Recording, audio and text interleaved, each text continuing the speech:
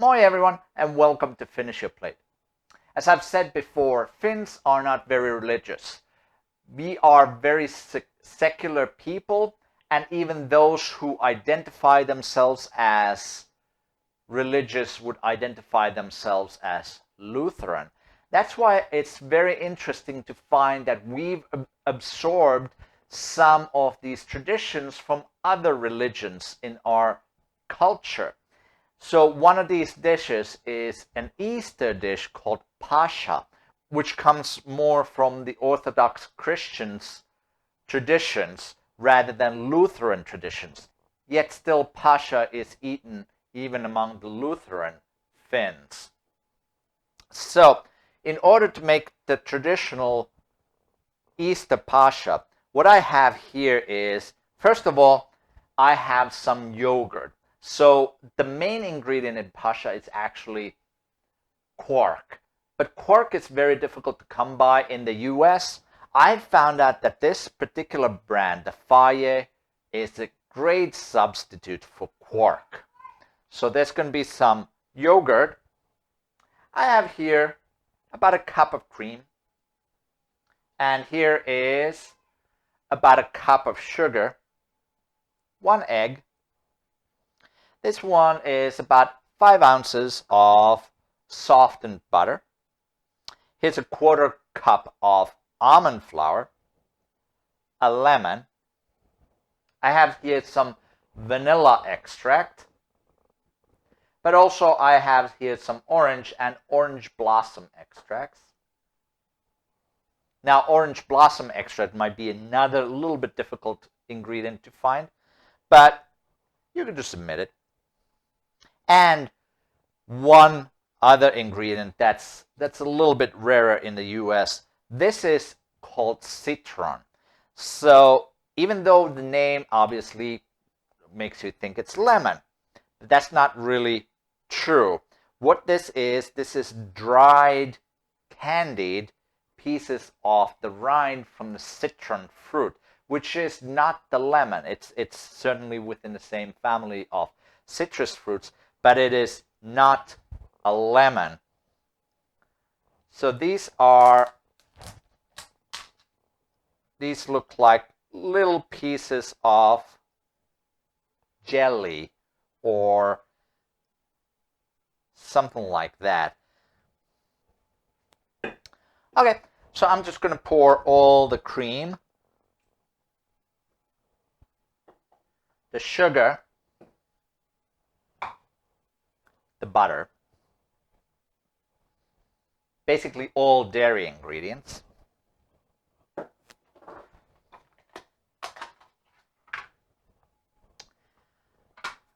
And I'm going to be using about a half of this container, about 16 ounces of the quark, or yogurt in this case.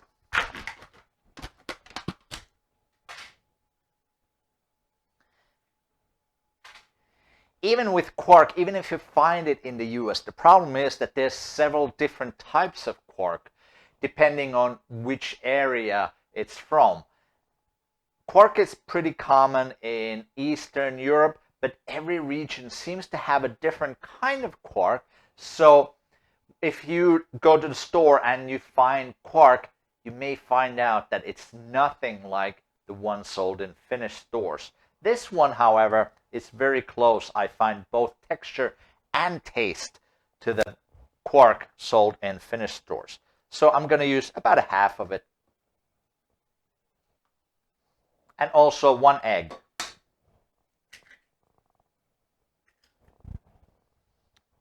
So now I'm just going to mix all of these together. Make sure everything is properly mixed. And I'm going to add the almond flour.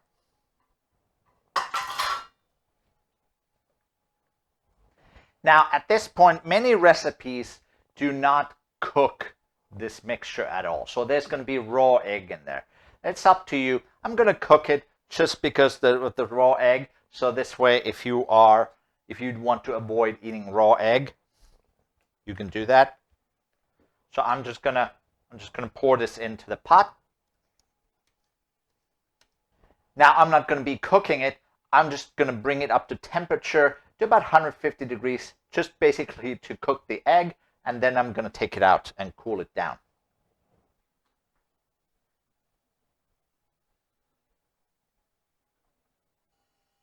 Okay, 160 degrees exactly. So I'm going to turn the heat off. Now I'm going to squeeze in the juice of a whole lemon.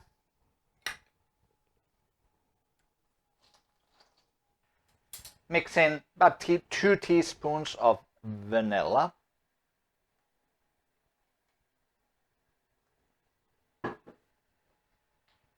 A teaspoon of orange blossom.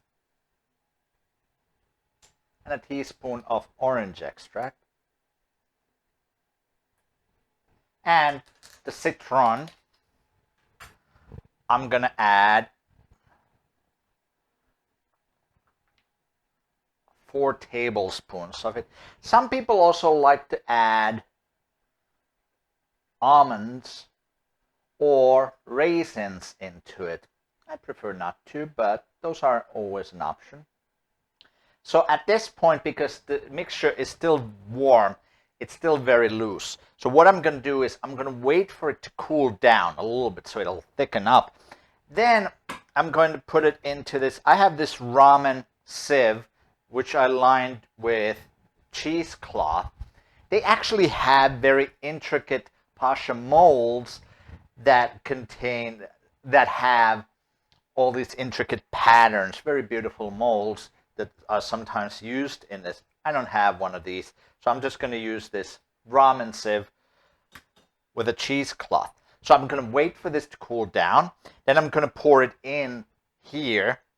And then what we're going to do is we're going to put it in the fridge, and it's going to drain overnight, 24 hours. Okay, so now the mixture has cooled down. I'm just going to mix it a little. I have a feeling that these pieces of citron are just not going to, they're going to be on the bottom, but I guess it's all right. So what I'm going to do is I'm going to pour it in the sieve. Now remember, so what we're going to do is we're going to pour it in the sieve. We're going to leave it in the fridge for 24 hours or so. Just remember to keep the bottom of the sieve above the whey line. So if it fills up with whey, pour the whey out. Or it will actually fill up with whey.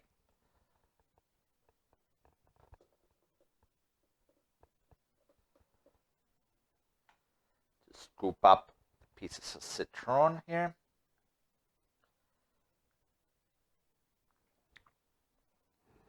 You can see that it's already starting to drain. So since it looks like with this container, with this bowl, the bottom is going to rest, the bottom of the sieve is going to rest on the bottom of the bowl. So I'm just going to move it to a bigger bowl over here where there's a little bit more space. So now this is going to go in the fridge. It's going to drain there for 24 hours. Then we're going to check up on it. Okay, so now our Pasha has been draining for about a day. We can see there's still a little bit whey left on the bottom. I think I drained it once before. So let's see if we can take this out without breaking it up too much. Like so. And then we're going to put it down here on a serving platter. So now I'm going to just use a spatula and just fill up the holes with it. It's still pretty soft, but just wet your hands periodically to get it into shape.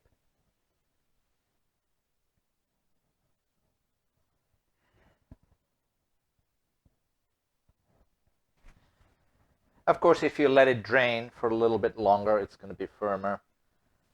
This was about 24 hours.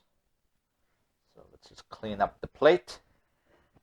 And for garnish, I'm just going to cut up some pieces of lemon. And a couple pieces of citron. Put them on the side. Like so. And here we go. Finnish Easter Pasha. Thanks for watching. I'll see you next time on Finish Your Plate.